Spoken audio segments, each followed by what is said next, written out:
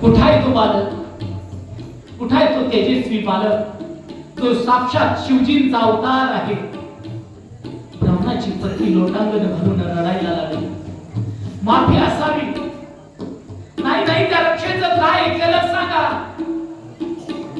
तिनं पाय धरल्याने सांगितलं, मला उशाप देणार असेल तर मी सांगते.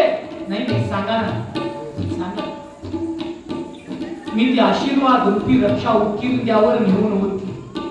मला दाखवाल तर होता. अख्खं गाव सोबत मच्छिंद्रा त्या उकिरड्याच्या जवळ गेले आणि उकिरड्याच्या जवळ जाऊन हाक मारली, एक गोरक्षनाथा. आणि 12 वर्षाचं बाळ उकिरड्यातून प्रकट झालं. म्हणून आदिनाथ गुरु सकळ सिद्धांचा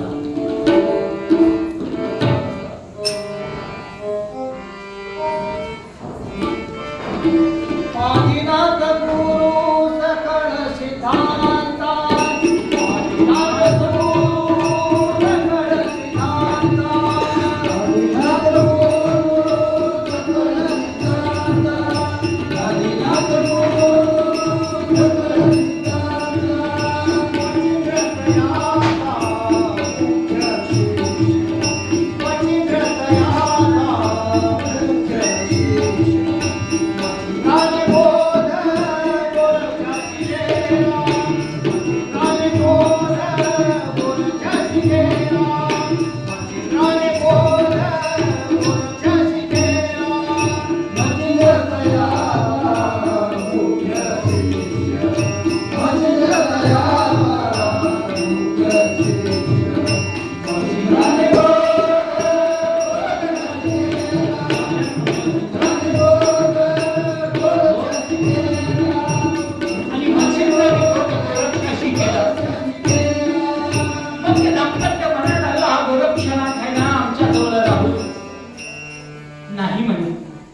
मच्छिंद्रनाथाने सांगितलं, हा माझा गोरक्ष आहे, मी त्याला घेऊन जाणार. आणि त्यांच्यावर कृपा केली आणि त्या गोरक्षनाथाने त्र्यंबक पंतांच्यावर कृपा केली. आणि त्र्यंबक पंतांना 2 अपत्य झाली, एक गोविंद पंत आणि दुसरं हरिहर पंत. 2 अपत्य झाली. त्यावेळी संपूर्ण कुलकर्णी पद या कुटुंबाकडे होतं. एका देशमुखानं त्यावेळी लवारी केली आणि कुलकर्णी पद हिसकावून घेण्याचा प्रयत्न केला. त्यानं सैन्य उभा केलं, त्यानं कुंडाई केली. अनेक गुंड हाताशी धरून रंजलेल्या गांजलेल्याला तो त्रास देऊ लागला. कोण तुम्ही कुलकर्णी? आणि मग रंजलेली गांजलेली लोक गोविंद पंतांच्याकडे यायला लागली. गोविंद पंत, कोण सांभाळ करणार आमचा? आपण या गावाचे 24 गावाचे कुलकर्णी आहात. आमचा सांभाळ तुम्हीच करायला हवा. आणि मग हरिहर पंतांना सांगितलं, हरिहर पंत जे माऊलींचे आजोबा आहेत, जे गोविंद पंतांचे भाऊ आहेत, जा म्हणे आपलं सैन्य घ्या. हरिहर पंतांनी सैन्य घेतलं, सेनापतीला घेतलं आणि हरिहर पंत लढाईला गेले. खरं सांगू का, या देश धर्म आणि राष्ट्रापायी जे आपलं शीर हातात घेऊन जातात ना, सैनिकाचं जीवन जर पाहिलं तर खूप आगळं वेगळं असतं महाराज, आगळं वेगळं असतं. सैनिकाची पत्नी होणं हे म्हणजे एक अग्नी दिव्य आहे महाराज. कारगिल सारख्या अखंड धगधगत्या सीमा, हिवाळा उन्हाळा सोसवत नाही, पावसाळा तेवढा थोडासा लाभदायक, पावसाळा सुद्धा कठीणच. एखाद्या सैनिकाचं चरित्र पाहिलं आम्हाला वाटतं ते देश सेवेसाठी गेलेत महाराज, पण नाही. शत्रूशी लढताना रात्र आणि दिवस जागरूक राहून, खरं सांगू का, त्यांनी आज सीमेवर आहेत म्हणून आपण इथं आज कथा करतो आहोत, इथं शांत सुखानं समाधानानं ऐकतो आहोत. आमची मुलं बाळं आज समाधानाची सुखाची झोप घेत आहेत. आपल्या भारत मातेचे जर सैनिक सीमेवर नसते ना महाराज, खूप बिकट अवस्था आपली झाली असती. सैनिकाच्या पत्नीला कळतं काय अवस्था असते महाराज. पती येतो महिन्यात 2 महिन्याची रजा असते वर्षाकाठी. महिन्यात 2 महिन्याची रजा आणि तेवढ्या भाऊबीजेचा सण येतो तिथं जावं लागतं. नाती गोती सगळ्यांना सांभाळता सांभाळता कधी 2 महिने उलटून जातात नाही कळत. जाण्याचा दिवस येतो. जाण्याचा दिवस येतो. 2-3 वर्षाची लहान मुलगी बाबा निघाला.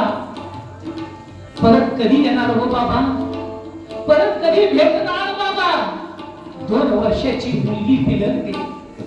पण जी अंगावर वर्दी घातलेली असते ना त्या 2 वर्षाचं प्रेम सुद्धा बाजूला सारून या धगधगत्या कारगिलसारख्या सीमेवर जावं लागतं. ते कळतं ते फक्त सैनिकाच्या पत्नीला कळतं. एका सैनिकाची कथा ऐका. 1972 ची गोष्ट आहे. युद्ध चालू झालेलं होतं. युद्ध संपल्यानंतर संदीप नाझरे नावाचा एक सैनिक शिपाई आपल्या गावी आला. यष्टीनं तो गावी आला. गावी आल्यानंतर आईला आनंद झाला, पत्नीला आनंद झाला, लहान मुलीला आनंद झाला की एवढ्या युद्धातून सुद्धा माझं बाळ परत आलं.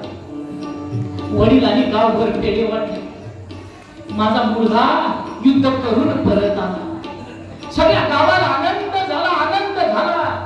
तो काळ आहे महाराज. आई म्हणाली बाळा युद्ध करताना तुला किती त्रास झाला असेल रे. तू लहान असताना मी तुला नाऊ माखू घालायची.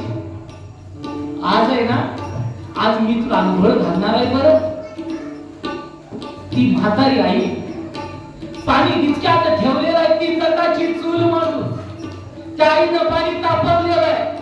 त्या न्हाणीतला एका त्या दगडावर आपल्या बाळाला बसवलेला आहे. तो भारतात तसा असणारा आपला मुलगा. पण आईला ते लहान बाळच असतं. आईनं नाऊ घालायला सुरू केलं. नाऊ घालता घालता मुलाच्या पाठीवर हात फिरवताना पाहिलं आणि विचारलं बाळा अरे बाळा तुझ्या पाठीला जखम नव्हती. जखम कशाची. मुलगा म्हणायला लागला आई या भारत मातेसाठी लढताना शत्रूनं पाठीमागून वार केले का आई. बाळा मला सांगितलं का नाहीस. आई तर शत्रूनं छातीवर वार केला असता नाही तर मी तुला तो अभिमानाने सांगितला असता. नाही रे बाळा इतका खोल उरण बाळा तुला खूप वेदना झाल्या असतील ना बाळा. नाही आई या भारत मातेसाठी त्या वेदना काय. तुमच्या प्रेमापुढे आई बाबांच्या प्रेमापुढे काय वेदना काय. आणि मग आईनं हाय खाल्ली महाराज बाबा कणखर. बाळा सांभाळणार रे बाळा. माझा एकुलता एक तू मुलगा आहेस. एकुलता एक अपत्य आहेस. आमच्या म्हातारपणाचा एकुलता एक आधार आहेस बाळा. तू जरूर भारत मातेसाठी लढ. आठवडाभराची कशी बशी सुट्टी संपते आणि आईनं हाय खाल्लेली. आई थोडीशी आजारी. आईला नमस्कार केला. आईनं सांगितलं बाळा माझी चिंता करायची नाही बाळा. या भारत मातेवर जे संकट येईल आणि मी एका मुलाची आई आहे बाळा. पण ही भारत माता ना लाखो मुलांची आई आहे. या लाखो मुलांच्या रक्षणाची जबाबदारी तुझ्यावर आहे. त्याची छाती अशी फुगून येते. आईला कडकडून मिठी मारतो. पत्नीचा निरोप घेतो, वडिलांचा निरोप घेतो आणि सीमेवर जातो माणूस. त्या काळी काही फोन नाही. त्या काळी काही मोबाईल नाही. सीमेवर जातो आणि पत्राची वाट बघतो. पोहोचल्यानंतर 10-15 दिवसांनी पत्र येतो. पोस्टमन येतो आणि सगळ्यांचा गराडा पडतो. सगळ्यांना इतका आनंद होतो की माझ्यासाठी एक चिठ्ठी आलेली आहे. माझ्या मातृभूमीची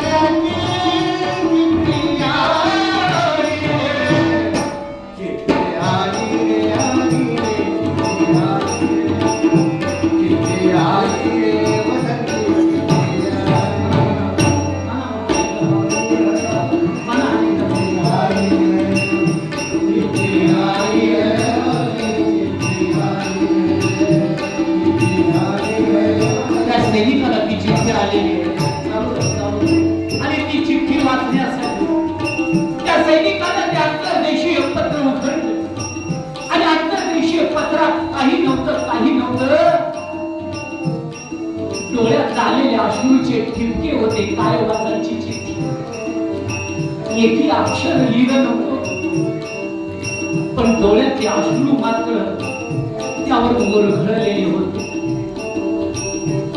सैनिकाला वाटलं काय घडत असेल माझ्या आईला काय झालं असेल का. पण सैनिकानं धीर धरला. नाही, माझ्या आईनं जाताना सांगितलेलं आहे, हे बाळा तू परत येशील ना, मी तुझी वाट पाहतोय बाळा. पुन्हा तुझे मेजर साहेब तुला सुट्टी देतील ना बाळा, त्यावेळी तू लवकर ये, मी तुझी वाट पाहते. असं एक महिनाभर गेला आणि महिन्यानं पुन्हा चिठ्ठी आली. सुखदेव नावाचा त्याचा मित्र गावाकडे आलेला होता. आईनं दसका घेतलेला होता, या अंथरुणाला खिळलेली होती. आई शेवटच्या घटका मोजत होती. घरच्यांनी नाही कळवलं. आपल्या बाळाला, आपल्या पतीला दुःख होईल. आईनं सांगितलं, हे सुनबाई, माझी अशी स्थिती झाली म्हणून सांगू नको ग माझ्या बाळाला. नाही, त्याला शत्रूशी 2 हात करू दे. त्याला या भूमातेचं ऋण फेडू दे, त्या भारत मातेचं ऋण फेडू दे, तरच माझी कूस पवित्र होईल.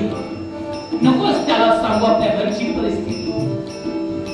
पण त्या सुखदेवनं पत्र पाठवलं, अरे संदीप, तुझी आई खूप आजारी आहे बाबा, अगदी शेवटचे श्वास मोजते आहे, आणि तू लवकर परत ये. आणि मग महिन्याभरानं ते पत्र त्या कारगिल मध्ये पोहोचलं. ते पोस्टमन दादा येतात, सगळ्या सैनिकांचा गराडा पडतो.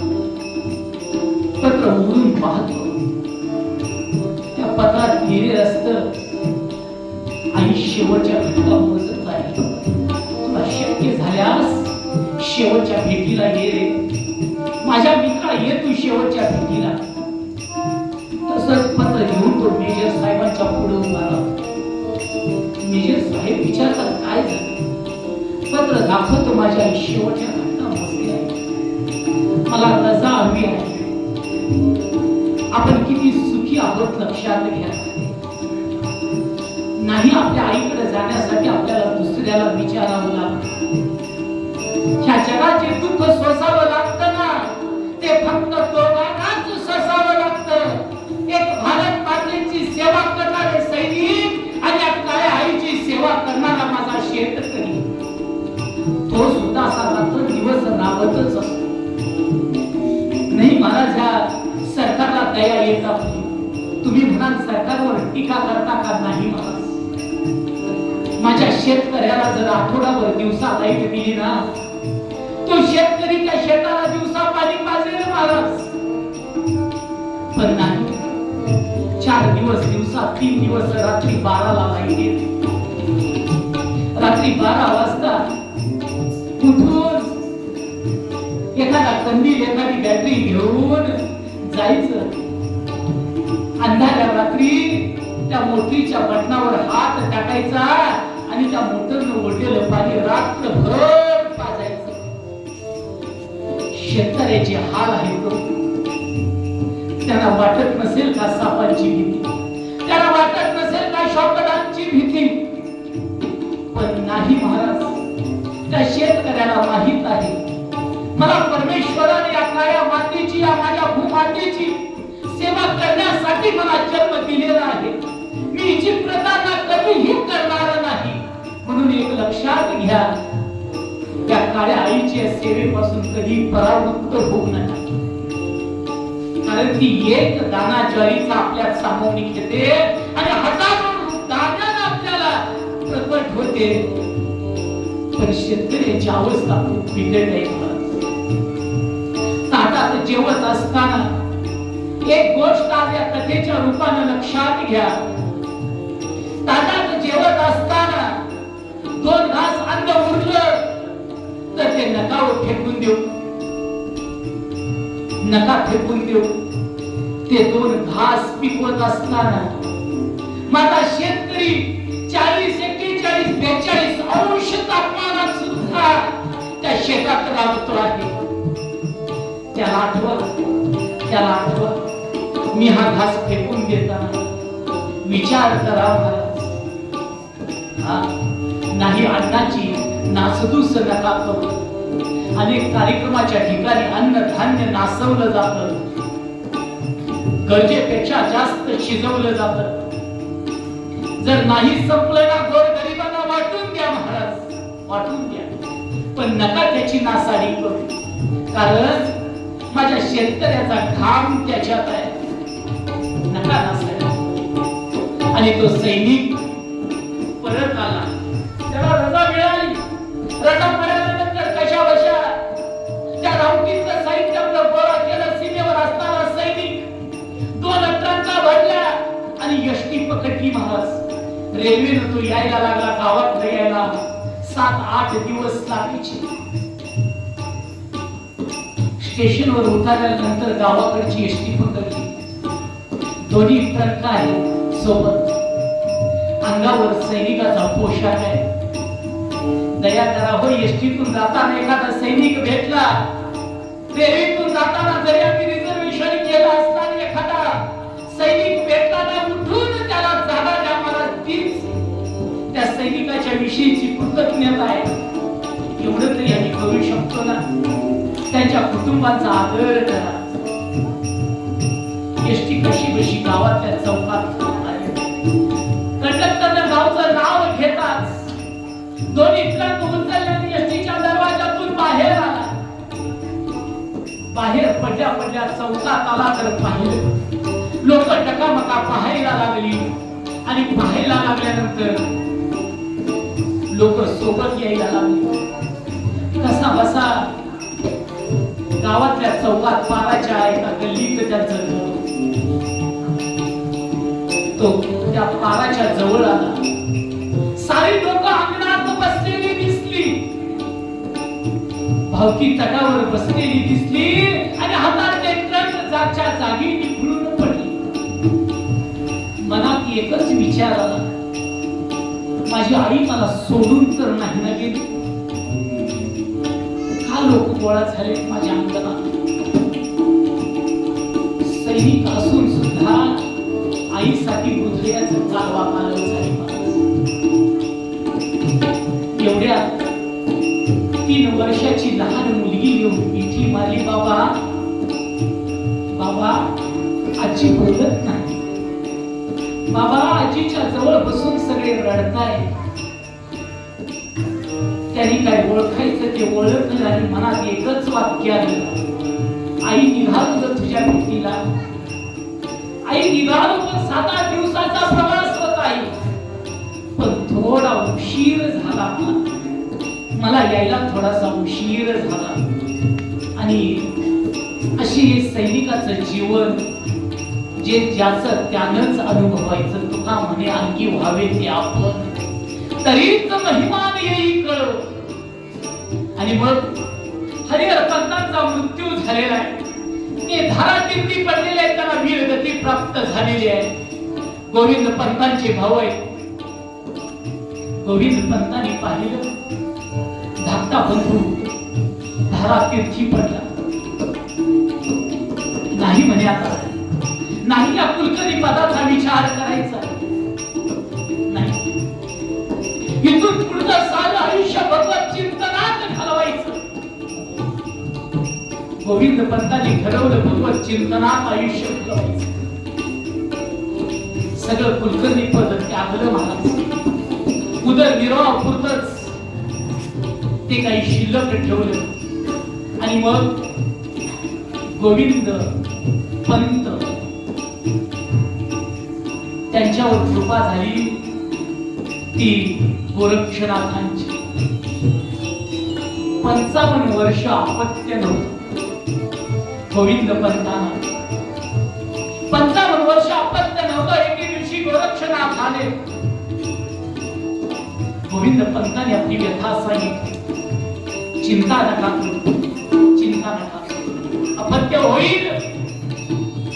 तुमच्या पोटी साक्षात शिवजी अवताराला येतील. आणि वयाच्या 55व्या वर्षी गोविंद पंत आणि मीराबाईंच्या पोटी अपत्य जन्माला आलं. त्यांचं नाव विठ्ठल पंत कुलकर्णी. जे माऊलींचे वडील आहे, अपत्य जन्माला आला. लहानपणापासून वैराग्य वैराग्य वैराग्य. आई म्हणायची बाबांच्या सोबत पण प्रतिष्ठानला जात जा. प्रतिष्ठान म्हणजे पैठण. जात जा प्रतिष्ठानला. जायचे पण मन रमायचं नाही. प्रतिष्ठानला गेल्यानंतर त्र्यंबकेश्वराच्या दर्शनाला जायचे. गोदावरीचं स्नान करायचं, पण रमले नाहीत महाराज व्यवहारात. रमले नाही. आणि मग वयाच्या 8व्या वर्षी असं वाटायला लागलं. मीराबाई ती काळजी करायच्या ना. विठ्ठलपंत दिवसभर दमून आले की मीराबाई दिवळीतली तेलाची वाटी घ्यायच्या. विठ्ठलपंतांचे पाय चोळायच्या. बाळा किती वरवण फिरतोस, या देवाला त्या देवाला. वयाचं 8वं वर्ष लागलं विठ्ठलपंतांना. आणि वयाच्या 8व्या वर्षी विठ्ठलपंतांना वाटायला लागलं नाही मला प्रपंच करायचा. वयाच्या 8व्या वर्षी नाही. हा जग चालवणारा विश्वात्मा कोण आहे त्याची भेट घ्यायची. त्याच्यासाठी मला तीर्थाटन करायचं आहे. मला थांबायचं नाही. आई बाबांना नमस्कार केला पण नाही सांगितलं. आणि एके दिवशी पहाटे कुणालाही न सांगता विठ्ठलपंत घराच्या बाहेर पडले. ते पश्चिम तीर्थयात्रा करण्यासाठी बाहेर. विठ्ठलपंत 8 वर्षाचं वय. हा महाराष्ट्र ज्यांनी घडवला ते छत्रपती शिवाजी महाराज. राजे 8 वर्षाचे असताना शहाजी राजांनी त्याला बंगळूरला नेलं. छत्रपतींचं जे स्वराज्य आहे ना, या धर्माच्या अस्मितेवर टिकून आहे. या धर्माला ग्लानी आलेली होती आणि या धर्माची ग्लानी दूर कुणी केली असेल तर ती आपल्या संतांनी केलेली आहे. अशी संतांची मांदी आणि विठ्ठलपंतांच्या पासून विठ्ठलपंत निघाले.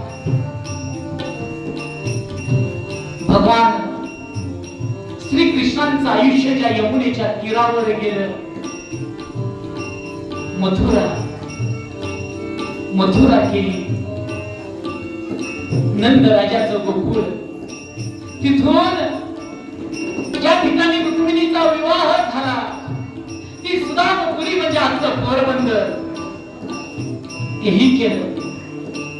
तिथून अनेक तीर्थ करत करत करत माधव तीर्थ आहे, भालुका तीर्थ आहे, प्रभास आहे. तिथं भगवंताने आपला प्राण म्हणजे आपला देह ठेवला.